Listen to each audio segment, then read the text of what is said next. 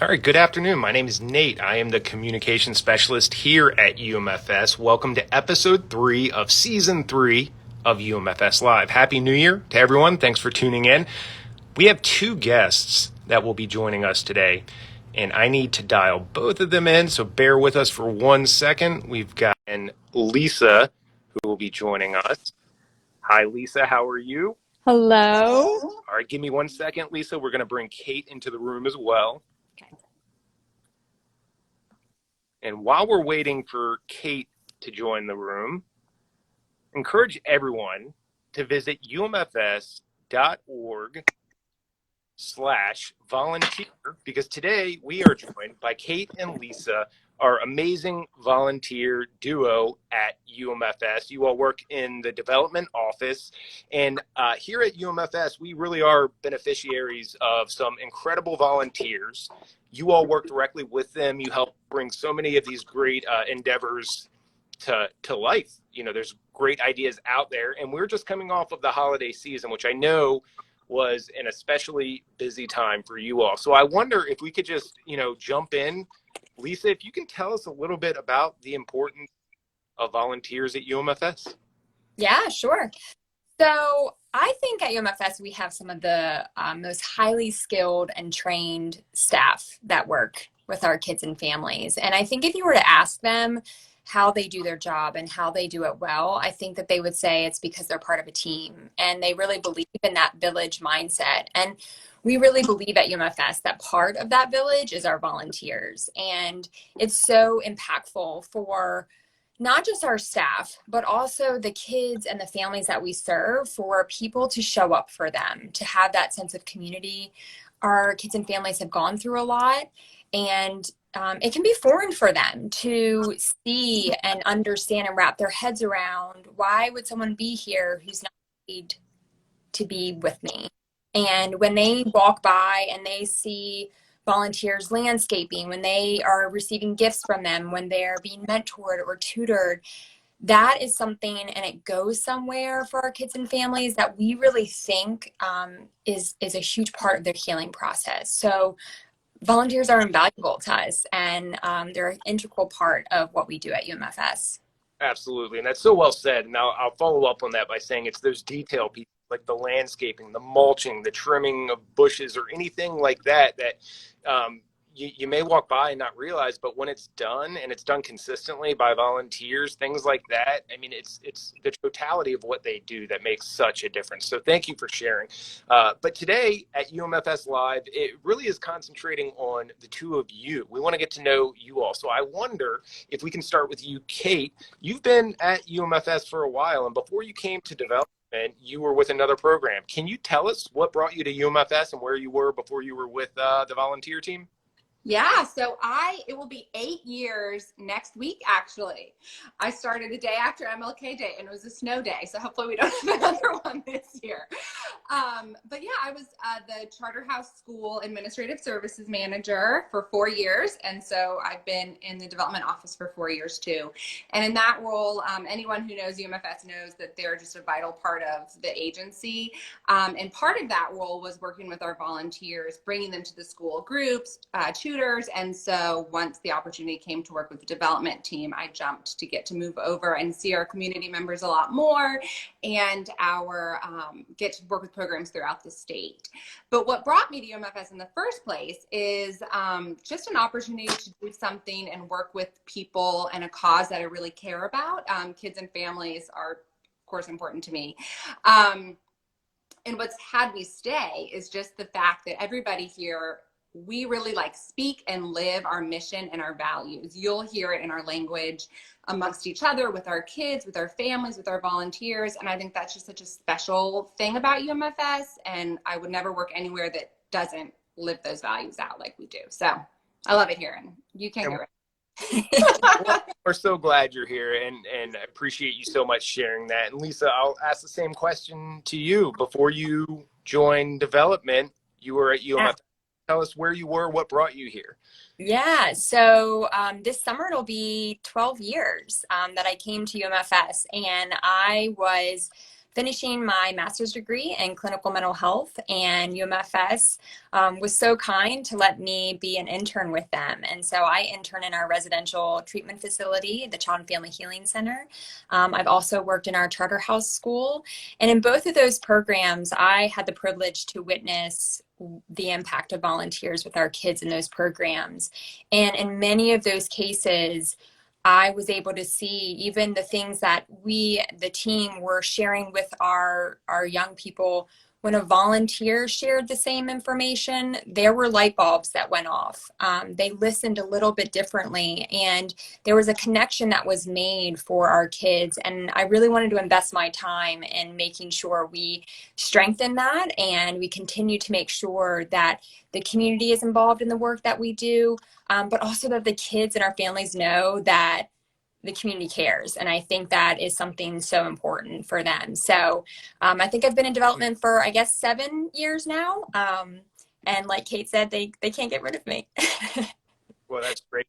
So I hear it often on this program here, but really in talking to coworkers across the organization, people who have been with the organization for substantial amounts of time, the investment that they're putting in, and truly to the point that Kate had made too about the mission and the values, people really live that. So it's always good to hear about people's journey through UMFS as employees. I want to stay with you, Lisa, if we can. We talked about it a little bit, about how you all stay especially busy during the holidays. And I want to know, through hearing some of those difficult stories, but helping meet the needs of some of the young people and families we serve, what keeps you coming back? How can you come back after hearing some of those difficult things? Yeah.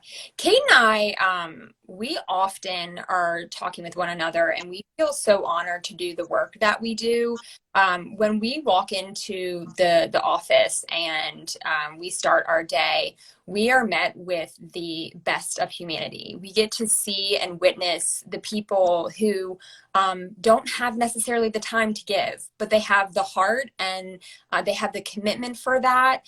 We have people throughout the pandemic who, even when COVID first started, and all the risk and all the uncertainty, we had more people signing up to volunteer to get in to help our kids and families then than we've ever had before. And that is just what keeps bringing me back, to be the bridge between our community and our programs that we serve, and to play some small part in making sure that we continue that impact is what keeps me here. Yeah, that's amazing. And Kate, I wonder if you want to elaborate on that. What keeps you coming back? Yeah, I mean, for sure, our community members, I think the people in general, all of the staff we work with, I mean, the heart that our social workers and our teachers and our youth counselors have, I mean, they will go above and beyond for our kids. And Lisa and I get to sort of help fulfill those dreams. So many times we'll have a family who's come into care with nothing, and we're able to have our volunteers and our family champions work to get them what they need. And the fact that not only do we help the families, but we help the staff feel like they're doing their job better and feel like they're helping the people that they care so much about is really, really special. Yeah, I love the sense of community, and to see all those different aspects of support and the different ways that volunteers help. I mean, it's so much that we don't have an opportunity to, we just don't have the bandwidth to highlight all the amazing things. If you follow us on our Facebook page, right here on Instagram, you'll see we're really appreciative of all of the volunteers, but there's just so much that happens in between to support directly our staff. And that's statewide. That's not just in Richmond. We are a statewide organization, nearly 400 employees. It's a lot. So we're so grateful for volunteers. But I want to turn back a little bit more, learn about what you all do to kind of stay sharp and refresh when you're not working, because this work is important. So I wonder if I can start by asking Lisa, what do you do to kind of unplug when you're not working? Well, spending time with my kids is a big part of that. And also a really good reminder of what our families and the challenges that they go through. Just being a parent myself, and how present kids can make you feel. So they definitely help me unwind. But even more so on like a personal note, I love to bake and I love to get outside. I grew up on the Eastern Shore of Maryland, so the water is all I know. And so in the summer months, you can basically find me at the James River somewhere along that. And yeah, and camping. We've gotten into camping this year and with our family, and getting outside is one of the best therapies for. That's awesome. What about you, Kate? Well, I like to be inside. No, I too, Lisa and I have kids almost at the same ages. So 3 and 6, and they're definitely bring you back. They remind you what's important. And you just feel so blessed after hearing some of our kids' stories that we're able to provide our families with a safe home. And then after I get them to bed, I indulge in a lot of Bravo. And we've started a big dessert habit in our house. And so that's another thing that I have to look forward to after a long day. Well, you deserve it. You deserve the time indoors or outdoors. You deserve the baking and the sweet treats for everything. We're grateful you're able to unwind.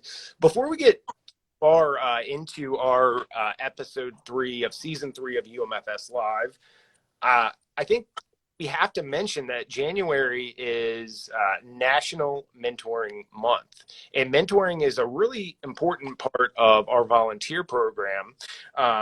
And it's just something where you all had talked about it a little bit before, the opportunity to work directly with some of the young people in residential program. So I wonder, as we're thinking about the impact that mentors have on our young people, I wonder if each of you, Kate, can talk about something you have learned through working at UMFS. Yeah, I think that community that we talked about before, and just one of our values, relationships are building blocks, and collaboration multiplies impact, I think are two that just really speak to me. I see it every day. I think for me in this role, especially, the idea that any little act can make a huge difference. So if you're a mentor and you just show up, and maybe you don't think it's that big of a deal that you're spending 2 hours out of your month with our kids, but for them, it's a huge deal. And, some of our Amazon list purchases, like one was a young man wanted to be on his wrestling team, and one of our donors bought him the shoes. And it's like, if he hadn't had that opportunity to get the shoes, he wouldn't have been on the team, and that sense of belonging and all those things. So I think just the idea that like a little thing makes a huge impact for our kids and families, and to remember that I try to remember that throughout my day.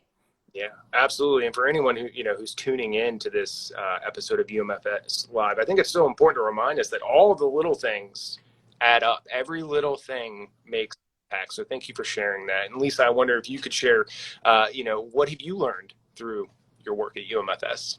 Yeah, I think I am continually impressed, and I continue to learn about the courage that our kids and families, our staff, our volunteers.